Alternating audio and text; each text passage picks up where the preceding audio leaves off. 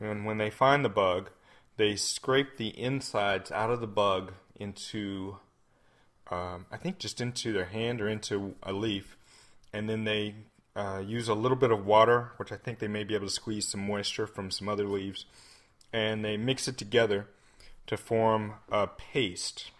The paste, either at that point or after it sits for a few days, they're going to refer to as benga, B-E-N-G-E, benga. Now, for the benga to work, like I said, it has to sit for a few days. And they actually have some trouble with this. They have to hide the benga when they come back. They can't leave it in the forest because it's basically protein. If you leave protein there, somebody will come by and eat it. When you bring it back, since one of the big questions the Azande men are asking usually has something to do with adultery, and because the poison chicken oracle sometimes allows men to accuse and even prove that women have done something, the women sometimes, if they find the benga, they will alter it, often by urinating on it. So in any case, you have to hide it somewhere. Now, sometimes they'll hide it in like the grass thatch on the roofs, and then lose it. Much as friends of mine years ago used to hide marijuana at different places in their rooms or their cars, and then never recover it again. In any case, they have to hide it for a few days.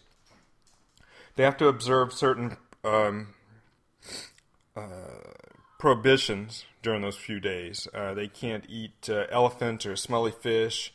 They can't have sex during those few days. There's a bunch of other ones. And then, eventually, with the benga ready, the men go out into the forest, and they go with the benga, and they go with a number of chickens. They then sit sort of in a horseshoe shape around three men. One of the three men will hold the chicken, one of the three men will hold the benga, and one of the three men will talk to the oracle. These three men have this as their primary role in the society, which is to say they do this over and over and over again. So I say that in order to say they're pretty good at it. They've done it before, and things happen in a fairly uniform fashion. So here's how it goes. When they're sitting there, one of the or the person talking to the oracle begins to make the case.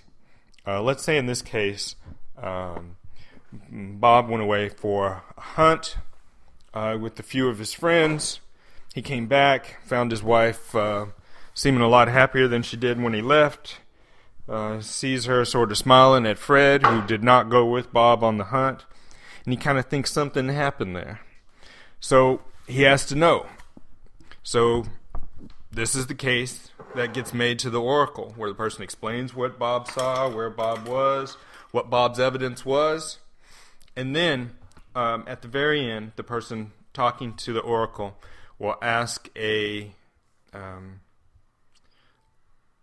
question that can only be answered one of two ways, because there's only two options at the end. So in this case, it'll be, if Bob's wife slept with Fred, let the chicken die. And as this very last part is going on, a piece of the benga is broken off and is stuck in the chicken's throat. The person holding the chicken sort of clamps down on the beak or whatever, and sort of forces the chicken to swallow the benga. At that point, one of a few things can happen. Really, one of three things can happen. Sometimes, well, I should say, in almost every case, the chicken will throw up and go through other natural evacuations. They'll place the chicken down on the ground because you don't want to hold the chicken at that point. And then some chickens will just die immediately. Some will stumble around and then die. And some will stumble around and recover. So those are sort of the three options after the oracle speaks. Now, what the oracle is doing is answering the question. If the chicken dies, then they have an answer to the question, did Bob's wife sleep with Fred? And they know. Well, it's not true that they exactly know, but they pretty much know, or they have a strong sense of it. But even then, they're careful. What they will do next, just to make sure there's no mistake, is they will go through the same process with a different chicken, and they'll ask the same question at the end, but they'll reverse the polarity. So this time they'll say, if Bob's wife slept with Fred, let this chicken live. Then administer the binga. And if the chicken recovers, then they have a confirmation. The oracle has spoken through the life or death, or life and death in this case, of the chicken. Now, if they get contradictory responses one way or another, they may wait until the next time they do this to ask the question again. They may feel like the oracle or that magic is not ready to answer. They may think something happened, to the binga or something like this. But in any case, if they get the answer where the chicken dies in the first instance and lives in the second instance, they know that Bob's wife slept with Fred. And there's no doubt.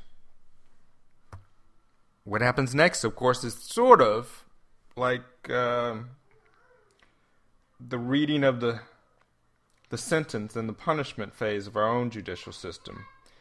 They then will go to Fred's house, a number of them, because usually you're going to have like 8 or 10 of them out there, 8 or 10 people out there. I don't know if everybody would go to Fred's house.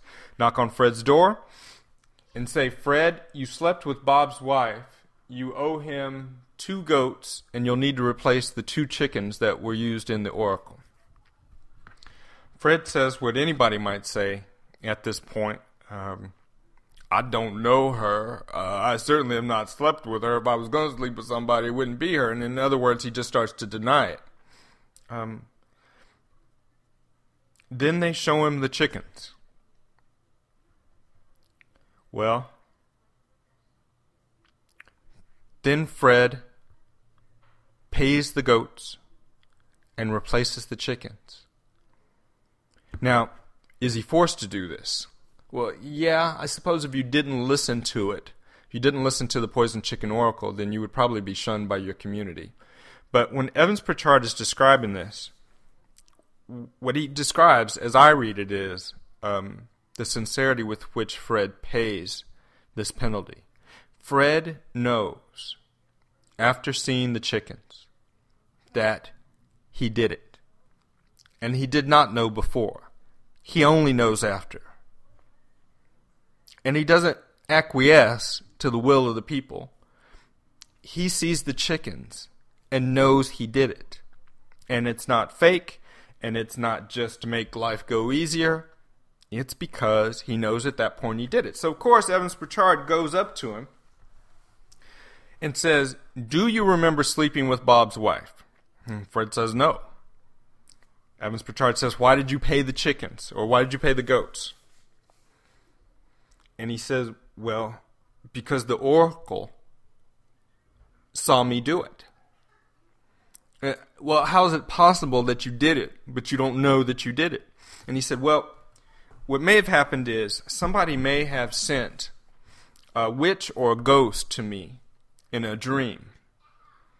That witch or ghost may have, sort of animated my body, sent me over there, had sex with Bob's wife, and then laid me back, never breaking my sleep.